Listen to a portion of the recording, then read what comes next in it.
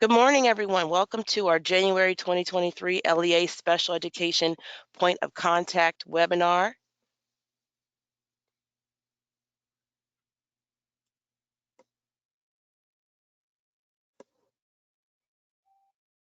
Okay. A downloadable PDF version of this presentation is available under handouts, the handout section here on the tab on your right-hand side. Be sure to download a copy to jot down any pertinent information. We'll give folks a few more moments to log in and we'll begin our presentation shortly.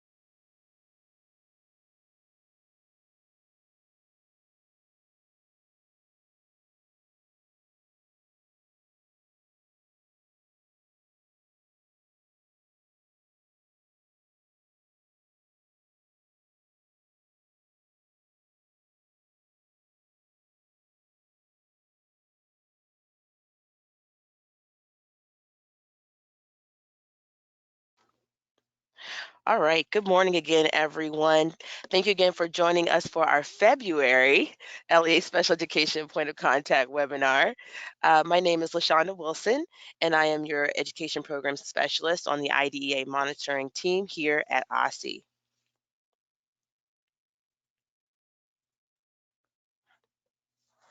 We'll begin today with introductions, and then we'll move into policy reminders and updates and IDEA monitoring reminders and updates. Our colleagues over at Teaching and Learning will discuss key reminders around addressing dyslexia and other reading difficulties Amendment Act of 2020. And then we'll hear from a couple of transportation updates and conclude with reminders and announcements.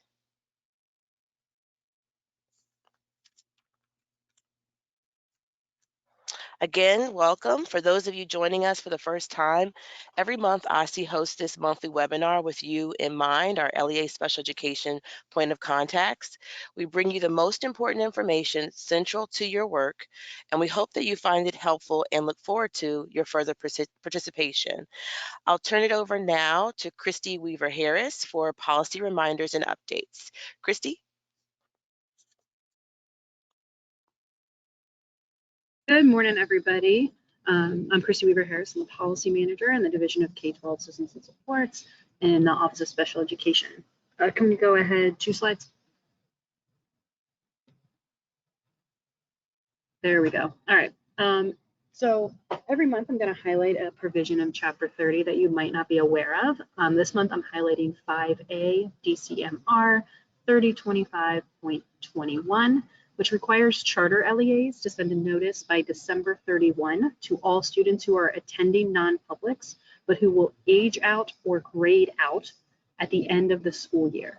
So these are your students who, if your LEA only goes up to 8th grade, they're in 8th grade and they are in a non-public school. You need to send a notice to the parent of their responsibility to enroll the child in another LEA before the next school year. And this notification was supposed to go out by December 31 of this school year. So if you have not sent it, please get on that. For more information on Chapter 30, you can refer to these two resources. We have the Chapter 30 full text linked in a PDF on our website. And we also have a Chapter 30 resource page with a multitude of trainings and resources there. Next slide, please. So we've gotten some questions about LEA obligations for students with disabilities who cannot attend school due to non-compliance with immunization requirements.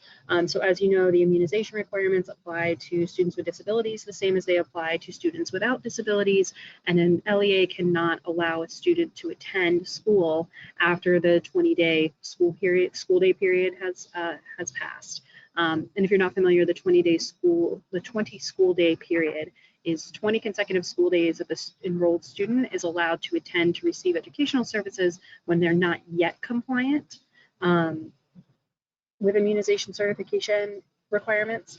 So that period begins when the school sends a written notification to the parent that the student is not compliant and informing them that they need to get into compliance. So the student is 20 days from the date of that notice.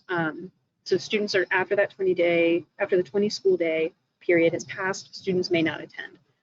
So in regards to FAPE obligations for students with disabilities, if the student has a pending immunization waiver, the LEA should ensure that the student is provided access to the same educational opportunities that are afforded to general education students who are also waiting for a pending immunization waiver. So the services that you are providing to general education students in that circumstance should also be made available should equitably be made available to students with disabilities.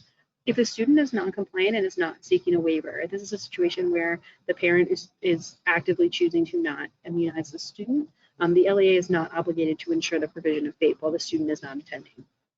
But when the student returns to school, if they meet requirements and they're allowed to return to school, the IEP team must consider whether the services that were missed while the student was out amounted to a denial of FAPE, and then provide compensatory services as appropriate. So that's your missed services analysis that's in our current related services policy. Like I said, we've gotten a couple of questions about this. We're always happy to provide technical assistance. If you have any questions, please feel free to reach out to me directly about this issue. Next slide, please. Last week, we emailed out a survey around early childhood screening practices. So this is just for LEAs that serve students ages 3 through 5 in pre-kindergarten or kindergarten. And the survey is intended to gather information from LEAs on your current practices related to the use of screening tools or universal screeners to help identify developmental delays or disabilities in students in that age group, in that population. We're going to use that information collected to inform our development of policy, guidance, and resources to support LEA child find efforts for students ages 3 through 5, and also around LEA practices related to the early identification of students with disabilities ages 3 through 5.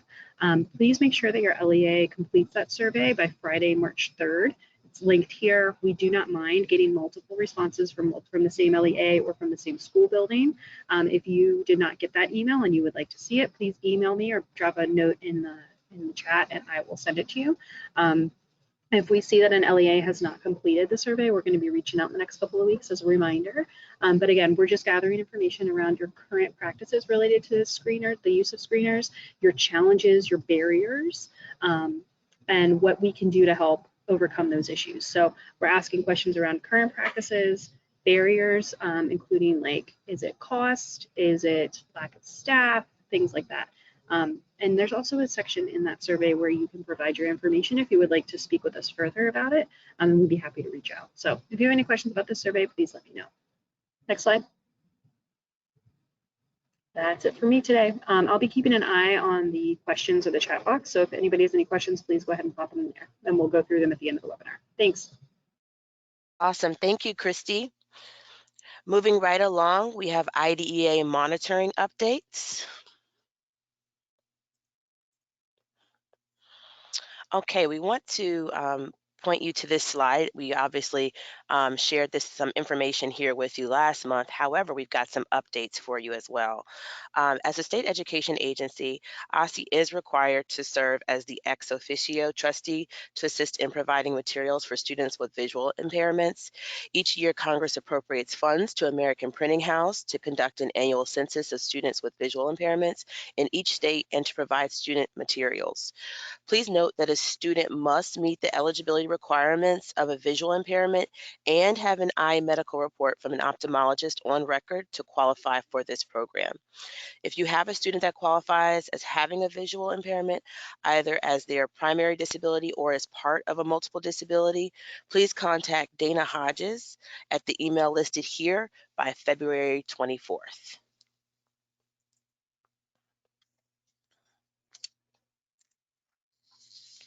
All right, this slide provides some information about what compliance reports are currently open in DC CATS. While many LEAs are making efforts to close out their findings of noncompliance, we still have several LEAs who have not completed prong 1 and or prong 2 in our tracking system, DC CATS. At this time, we have 8 LEAs who still need to close out their reevaluation report, 3 LEAs who still need to close out their secondary transition report, and 22 LEAs who still need to close out their initial evaluation report. If you are unsure of the status of your LEA's reports in DC CATS or have any other questions about your LEA's monitoring, please reach out to Deborah Melville, and her email address can be found here on this slide. All right, this slide provides information around upcoming IDEA monitoring activities. Coming up in April, OSSE will conduct monitoring in the areas of secondary transition, which is indicator 13 in the annual performance report, APR, and reevaluation timeliness. This time period will be monitored in these areas. The time period that will be monitored in these areas are quarter 2 and quarter 3, which is October 1st, 2022 to March 30th, 2023. What does this mean for you if you are an LEA? This means that any secondary transition plan that was completed or will be completed as part of the student's IEP could be pulled for monitoring purposes. It also means that any reevaluation or triennial eligibility that is untimely will be flagged. If you have any questions about these monitoring activities, again, please reach out to your IDEA monitor, Deborah Melville. And then finally, for IDEA monitoring updates, the monitoring and compliance team would like to take this opportunity to provide you with updates on OSSE's new Special Education Performance Report, or what we're calling CEPR. Later this month, OSSE will be updating the CEPR website to include CEPR scoring guidance. This document will provide LEAs with detailed information on how you'll be scored for each CEPR metric. Beginning in March, OSSE will provide ongoing technical assistance to LEAs in the form of office hours. Please stay tuned on these upcoming dates. This summer, OSSE will release each LEA's first CEPR report with a subsequent release to the public. This will allow LEAs to view their data and file an appeal prior to it being available publicly. And that's it for IDEA monitoring updates. I'll turn it over now to Charmel Smith. She'll be talking about the Addressing Dyslexia and Other Reading Difficulties Amendment Act of 2020. I'm sorry. Charmel? Good morning, everyone. I am Charmel Smith, the dyslexia specialist at OSSE in the Division of Teaching and Learning. Next slide. This slide provides an overview of OSSE's obligation under the Addressing Dyslexia and Other Reading Difficulties Amendment Act of 2020. Over the next few slides, we will go a little into each of the requirements. Next slide. Starting this school year 2022-23, the legislation requires ongoing professional learning for dyslexia and reading difficulties, with a specific emphasis on teachers in kindergarten through 2nd grade. This specific requirement can be fulfilled with opportunities offered through OSSE as well as at the LEA level. Another professional learning requirement is all LEA educators must complete the dyslexia awareness module. The legislation defines educator as teacher, school administrator, guidance counselor, social worker, or any individual who works with a student with special needs in an academic capacity. This can include your RSPs, paraprofessionals, etc. OSSE will also be offering additional professional learning opportunities this spring with various topics such as an in-depth look at universal screeners, an overview of structured literacy. Next slide.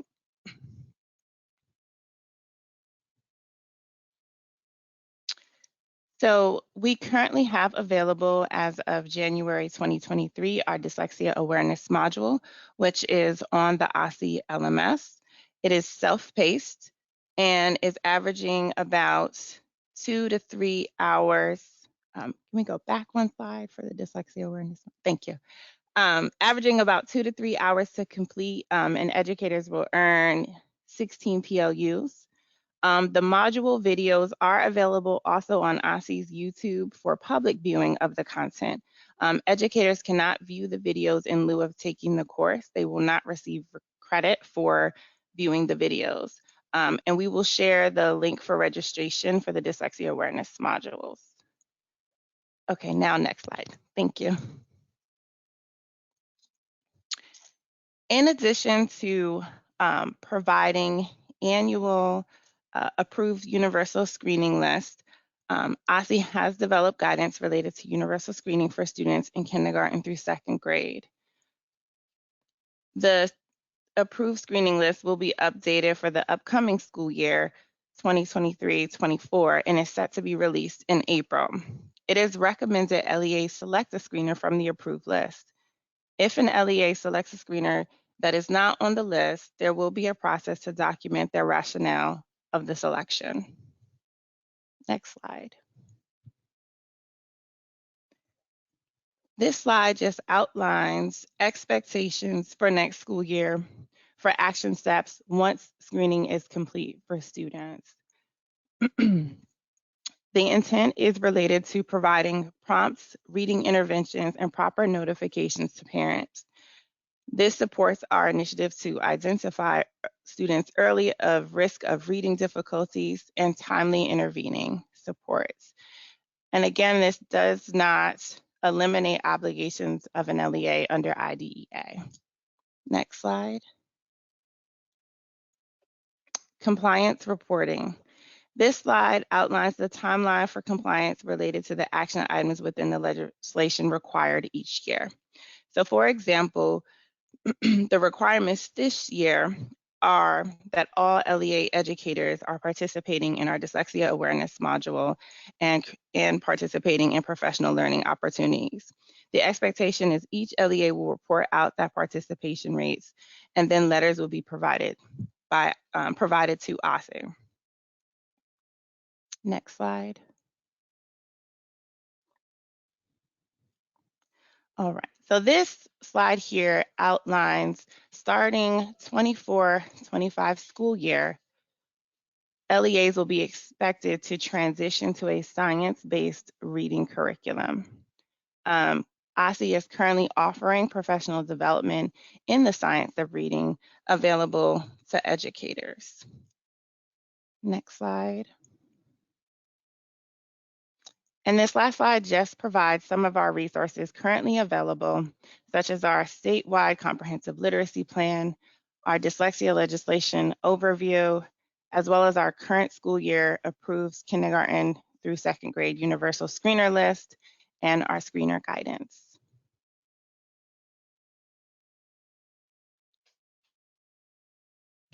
Next slide. I think that's it for me. Awesome. Thank you so much, Sharmel. We appreciate those updates. I'll turn it over now to Stephanie Davis for transportation updates. Stephanie? Good morning. Can you hear me, Ms. Shonda? I just want to just check for certain. I sure can. Okay, Sound perfect. great. We can go to the next slide, please.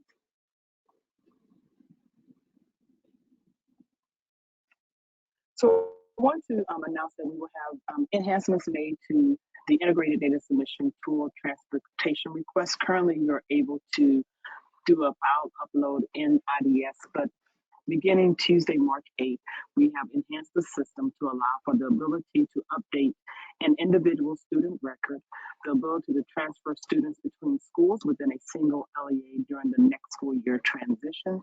You will have the ability to submit the LEA in school calendar details.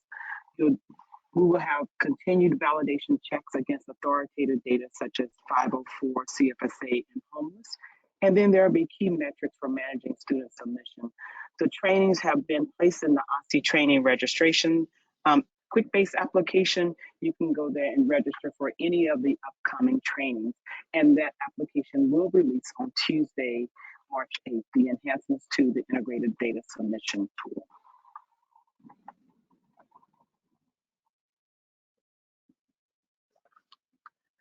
All right, the next slide is talking about extended school year ESY and transportation. We want you to save the date on Wednesday, March 15th at 10 a.m. OSSE DOT will hold a information session on extended school year and transportation. You can also register for that session in the OSSE training registration site. Again, please save the date and please register for that training.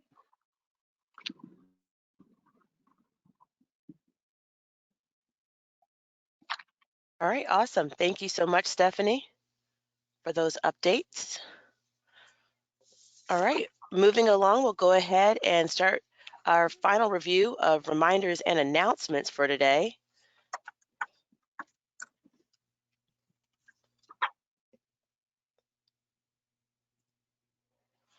And first, we'll start with Chapter 30. Christy?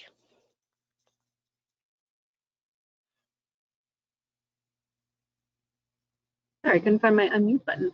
So on July 1, 2022, the new Chapter 30 Special Education Regulations went into effect. This is just a reminder that we have the regulations on our page, along with a variety of resources related to the updated eligibility worksheets. There's an overview of Chapter 30 training. There's a disability categories training. We're uploading a exclusion and restraint requirements training soon. And then keep an eye out for a new training around IEP certificate of completion policies. LEAs are required to have an IEP certificate of completion policy in place by July 1, 2023, or you adopt the requirements that are established in the regulations by default. We're going to have a training on that to help walk you through the process of developing your own policy. If you have any questions about Chapter 30, please reach out to me directly or email osse.dsepolicy@dc.gov. Thanks.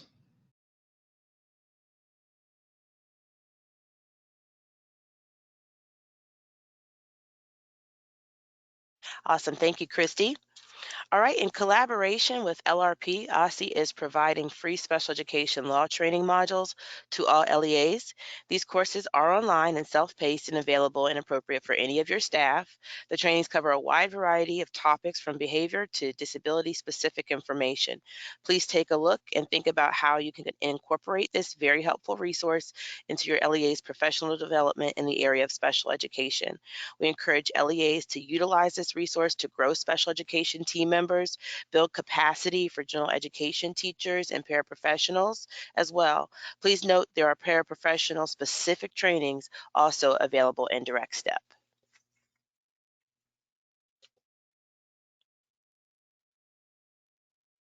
Also, in collaboration with LRP, OSSE will provide a tutorial on Special Ed Connection. Special Ed Connection is a platform that provides users with special education specific federal statutes and regulations, legal cases, federal policies, and news from across the U.S. related to IDEA. Participants will learn how to best access information within the platform in order to apply it to real-world solutions at their LEA. This session is for LEA special education POCs, and the session will be for 1 hour. I'll turn it over now to Dawn Hilton on updates on the Early Childhood Working Group. Good morning. The The Early Childhood Working Group will be holding its 5th session, Early Childhood Referral Transfer Process, on Wednesday, March 1st from 10 o'clock to 11:30 a.m. The goal of this session is to prepare LEAs for the spring and summer transfer of special education referrals for 3 to 5-year-olds who are enrolling in the upcoming school year. If you have not yet done so, please register for this session using the link on your screen. If you have questions, comments, or topic suggestions, feel free to contact me, and my contact information is also on the screen. Thank you. Thank you, Dawn. We also have some updates on the Foundations of Special Education skills course. Anika Harris will be giving us updates on that. Good Anika? morning. Good morning, everyone. This is Anika Harris, Director of Inclusive Practices. I work in OSSE's Division of Teaching and Learning, and I want to share this information again and strongly encourage you to share the information with your colleagues. We have our Foundations of Special Education skill building opportunities. It is currently open. The course that leads to either micro-credentials or a special education endorsement, that course is available currently in the LMS, and we are registering for cohort 2, which is going on through March 1st. It's a great course for administrators and service providers alike. It's completely asynchronous. It's hosted on our LMS. Please do visit the website to learn more about the opportunity. I'll pop that link into the chat box for you. If you have questions, you can reach out to Stephen Hamlin at stephenhamlin.dc.gov or reach out to myself. I'll also pop that information into the chat box. Again, registration is ongoing for cohort 2 through March 1st. Thank you. Thank you, Anika. All right. If you happen to miss a webinar, please visit our LEA SPED POC webinar series on our webpage. You can watch previous webinars and download training resources and materials. A recording of this webinar and slides will be posted on the webpage within 1 week of the live webinar.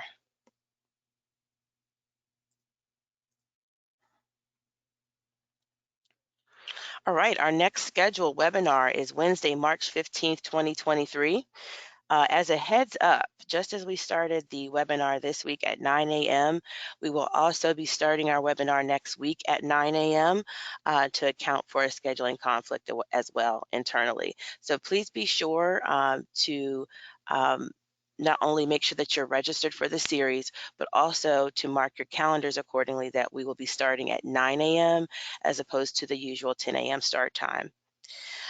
Also, for anyone wishing to be added to the series of reminders of our LEA Special Education Point of Contact webinar, please visit the link here to register. And finally, please take out your phones now if you have them handy. Scan the QR code you see here on the screen to complete a brief survey. Your feedback is critical to our planning month to month based on topics of most benefit to you. You can also visit the link here if you don't have your phones handy to complete this survey. We'll take a moment to review questions in the chat. And so let's go ahead and pop one over there. Christy, do we have any major questions coming in Hey to guys, we actually address? don't have a ton of questions. Somebody said they had a hard time hearing Stephanie, so I'll give like a quick overview of what she said. So OSSE is going to be releasing new enhancements in the Integrated Data Submission Tool, or IDS, which is where you're submitting your TRFs. It's where we transition to while TOEIC is under extended maintenance. So there's a bunch of things that you'll be able to do in the system that are going to go live on Tuesday, March 8th. So that's point one. Point two is that there's going to be a ESY transportation information session that's going to be on Wednesday, March 15th at 10 a.m. It's part of the reason why this webinar will be at 9 a.m. to allow for people to attend that webinar at 10 a.m. So to register for that, you need to go through the OSSE training registration application, which is linked in that slide, and you should be able to access that in the PDF too. There's also going to be announcements about that in the LA. Look forward to keep an eye out for that. So your two big points there are updates to IDS are coming on March 8th, And then on March 15th, there's going to be an ESY and transportation information session. We're working really hard to ensure that ESY and ESY transportation are high and tight for the upcoming year, or for the upcoming summer. So please be making your ESY eligibility determinations, and we're going to get more into that in the March webinar. But those are the only questions we had. If anybody else has any other questions, go ahead and pop them in now while you are completing your feedback survey.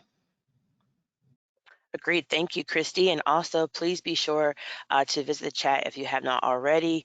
Charmel Smith dropped a really helpful link in there. And also, Anika Harris dropped a really helpful link in there as well, pertaining to the Dyslexia Awareness Module, and then also the OSSE's Foundations of Special Education page. All right. If you haven't already, please be sure to review the appendix section of this presentation for really helpful resources. They're specific to our LEA special education point of contacts and any needs that you may have, as well as point of contacts within OSSE that you'll want to make sure that you have handy as you work through various items in your respective LEAs.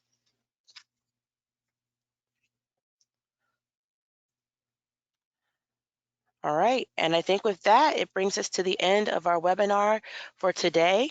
We'd like to thank you, everyone, for joining us today. We will see you again back here next month, and we hope you have a great day. Thanks, everybody.